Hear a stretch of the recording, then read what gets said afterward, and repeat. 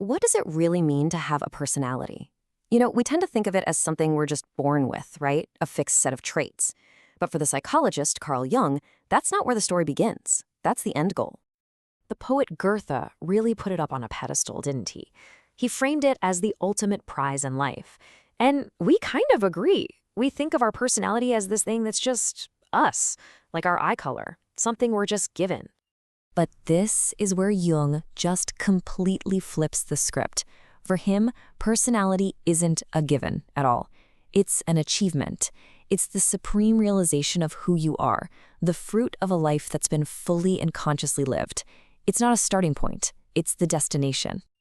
So that leads us to the big question, right? If personality is something we have to build, what's the secret? How do we do it? Well, the answer starts way back, in the earliest, most unconscious moments of our lives. To really get this, we have to go back to the very beginning.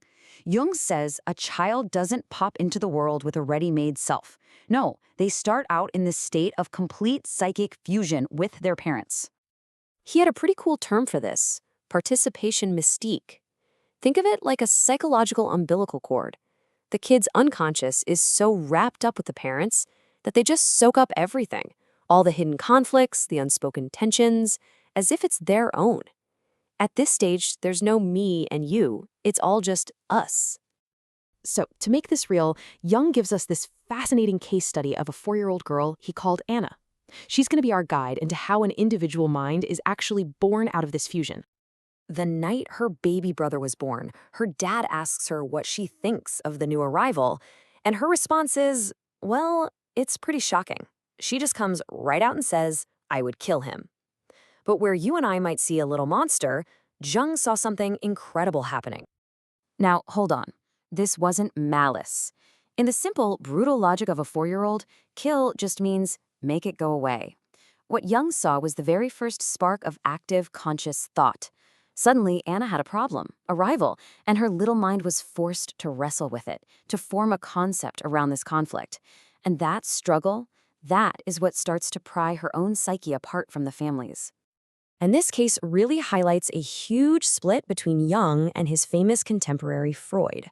You see, Freud looked at a child's mind and saw what he called polymorphous perversity, basically a primitive version of adult sexuality. But Jung saw something much bigger. He called it a polyvalent disposition.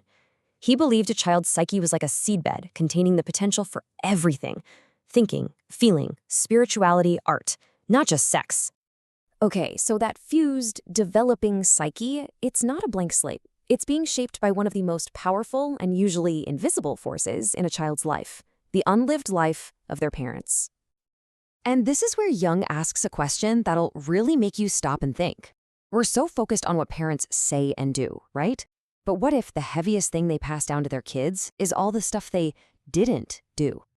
This is one of Jung's absolute bombshells. All those ambitions, those conflicts, those parts of life that your parents repressed or avoided, they don't just vanish. They create this kind of psychic vacuum, this unconscious pressure that the child feels compelled to fill.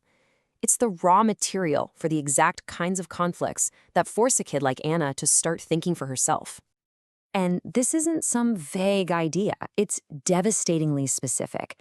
The child unconsciously carries the parents' unfulfilled dreams, their buried problems, their quiet hypocrisies. Jung even calls this a kind of original sin, not a sin against God, but a sin against their own potential. And that becomes the biggest psychic burden they hand down to the next generation. Okay, so if we start out all tangled up in this unconscious soup, carrying the ghosts of our parents' lives, how on earth do we break free? Well, this brings us to the hard, conscious work of being an adult, answering the call to personality. So when Jung talks about personality, he doesn't just mean being quirky or having a certain temperament. He means the absolute, full-throated affirmation of what makes you uniquely you. And he's crystal clear. This is no easy ride. It's an act of high courage, something you have to earn through really hard choices. So how do you do it? Well, the process starts by hearing what Jung calls a vocation, this inner voice that's calling you to your own unique path. In answering that call, it requires a conscious moral decision to choose your way. It means you have to actively break away from the safety of the crowd, from what everyone else is doing, so you can follow that inner law. And this whole journey builds to what Jung says is the final and maybe the most difficult task of all, staying true to your own inner law, no matter what it costs you. And believe me, the cost is high. This isn't some self-help platitude. Jung is not messing around. He says this path is a gift, a favor, but it's one you have to pay for dearly. The person who chooses this road is willingly stepping away from the comfort of the crowd. Choosing your own path, it's going to lead to isolation, for sure. It means you have to face what Jung calls the Lucifer inside you.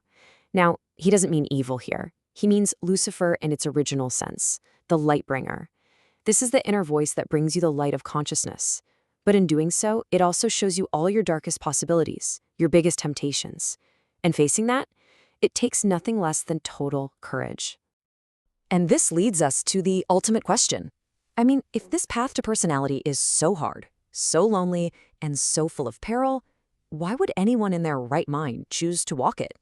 For Jung, the answer is simple and it's profound. Because it's the only path that has any real meaning. This is the great work of being human, the conscious act of turning raw nature into culture and turning blind instinct into spirit. To become who you are truly meant to be, well, that's the final and most important achievement there is.